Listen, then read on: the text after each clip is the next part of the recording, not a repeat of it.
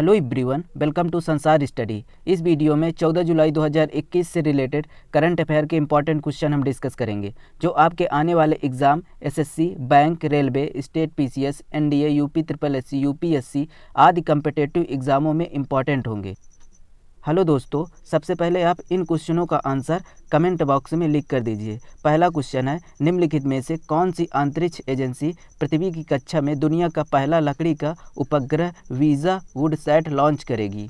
दूसरा क्वेश्चन है, निम्नलिखित में से किस मंत्रालय ने 16 जून 2021 को आदि प्रशिक्षण पोर्टल लॉन्च किया। आप इन दोनों क्वेश्चनों का आंसर कमेंट बॉक्स में लिख कर दीजिए। चलिए डिस्कस करते हैं पहला क्वेश्चन है, निम्नलिखित में से किस देश में भारत की तरफ से जीआई टैग प्रमाणित फाजिल आम की खेत निर्यात की गई है। इसका आंसर है बहरीन को।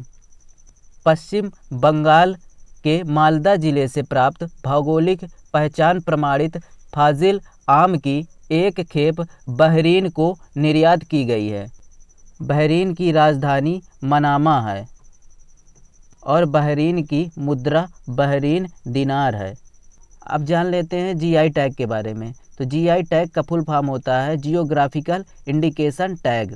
जीआई टैग मिलने से किसी भी ब्रांड को उसकी नई पहचान मिल जाती है। जीआई टैग 10 साल तक वैध होता है। 10 साल के बाद इसे दोबारा रिन्यूअल कराना पड़ता है। नेक्स्ट क्वेश्चन है, हाल ही में किस विश्वविद्यालय ने बंगबंधु चेयर की स्थापना की। इसका आंसर है दिल्ली विश्वविद्यालय। दिल्ली विश्वविद्यालय भारत और बांग्लादेश के बीच एक रिश्ते को मजबूत करने पर जोर दे रहा है। नेक्स्ट क्वेश्चन है, निम्नलिखित में से कौन सी कंपनी देश का पहला ग्रीन हाइड्रोजन मोबिलिटी प्रोजेक्ट शुरू करेगी। इसका आंसर है एनटीपीसी। एनटीपीसी की सहायक इकाई एनटीपीसी आरईएल केंद्र शासित प्रदेश लद्दाख में देश का पहला ग्रीन हाइड्रोजन मोबिलिटी प्रोजेक्ट स्थापित करेगी। एनटीपीसी रिन्यूएबल एनर्जी लिमिटेड की स्थापना 7 अक्टूबर 2020 को अक्षय ऊर्जा को बढ़ावा देने के लिए की गई थी। इसके साथ ही लद्दाख देश का पहला ऐसा शहर बन जाएगा जो ग्रीन हाइड्रोजन आधारित मोबिलिटी प्रोजेक्ट लागू करेगा। एनटीपीसी 2032 तक 60 गीगावाट नवीकरणीय ऊर्जा हासिल करने का नया लक्ष्य निर्धारित किया है। एनटीपीसी का मुख्यालय न्यू दिल्ली में है और एनटीपीसी की स्थापना 7 नवंबर 1975 में की गई थी। नेक्स्ट क्वेश्चन है, वित्त मंत्री निर्मला सीतारमण ने हाल ही में किस देश में भीम ऐप लॉन्च किया है। इसका आंसर है भूटान।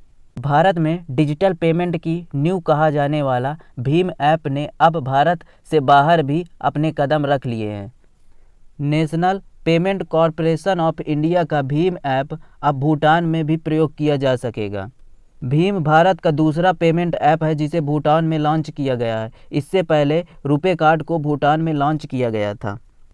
रुपे कार्ड फिलहाल सिंगापुर, मालदीव, यूएई, बहरीन और सऊदी अरब में चलता है। नेक्स्ट क्वेश्चन है, हाल ही में किस राज्य सरकार ने गर्भवती महिलाओं के टीकाकरण के लिए मथुरु कवचम अभियान लॉन्च किया। इसका आंसर है केरल सरकार।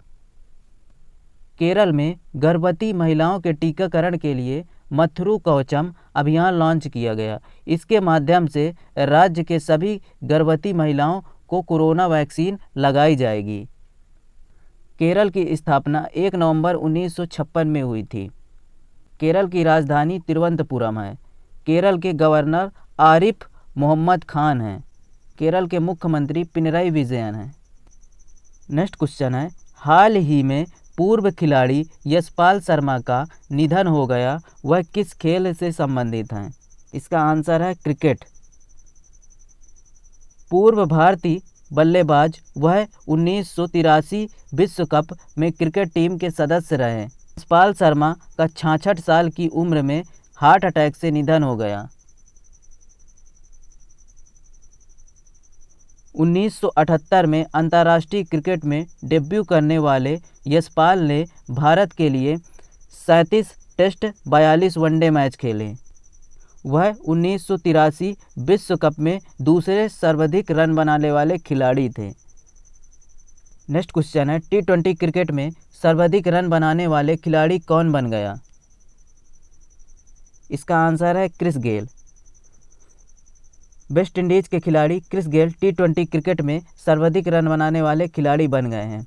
इन्होंने ऑस्ट्रेलिया के खिलाफ 38 गेंदों में 67 रन बनाए और यह T20 मैच में 14,038 टोटल रन बना लिए। दूसरे स्थान पर कीरोन पोलार्ड है।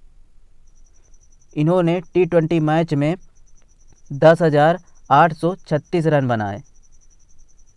तीसरे स्थान पर शोएब मलिक आते हैं। इन्होंने T20 मैच में 10,741 रन बनाए।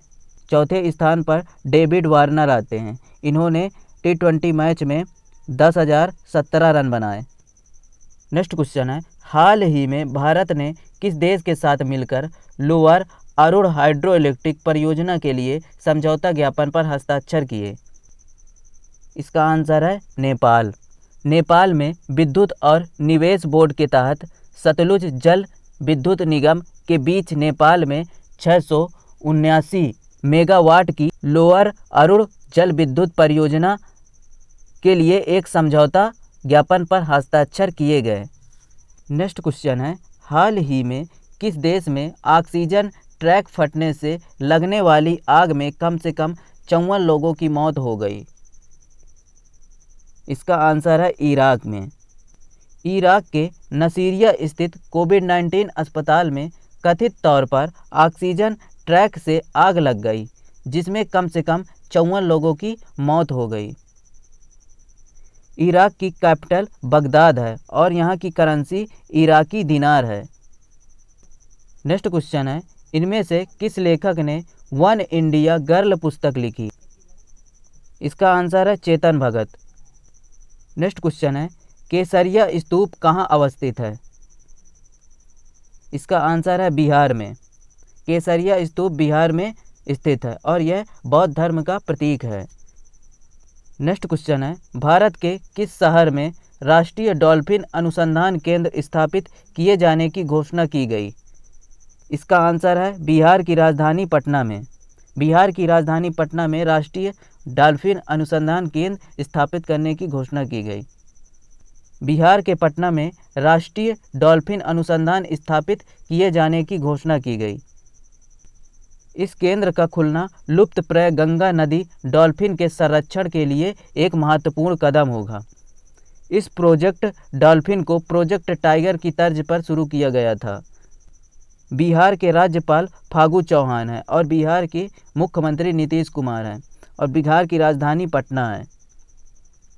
हे दोस्तों, thank you watching for video. Have a good day.